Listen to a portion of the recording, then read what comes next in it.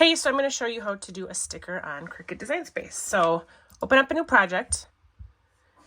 You're going to go over to the left for images and just kind of pick something you want to do. So I'm just going to do,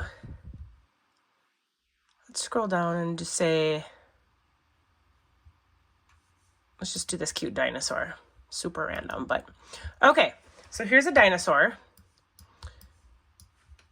What you are going to do is highlight it and then click up here to the left and click offset and click apply. Now, as you see, now when you print this out, this is going to be gray, but if you go up to this left corner, you can change the color to any color you want. A lot of times people could do a white background and kind of, so here's a white background. And down in the left, or sorry, the right corner, you can click blank canvas and change it to any color you want. So I'm just gonna do a light gray so you can kind of see then what it looks like. So after you set the offset, see in the middle here how there's some little cutout spaces that you probably don't want. On the bottom right, you're gonna click contour, and then it's gonna see all these little specks here. Click hide all contours. So that's going to get rid of all those little indentations in the middle.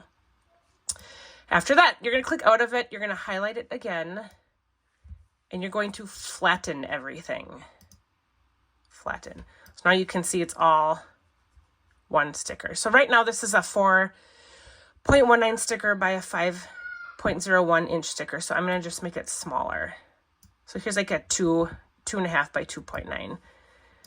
So that is how you make the sticker. So what I do after that is I make a bunch of different ones, and then you will print it to your printer on, I just use sticker paper I found on Amazon.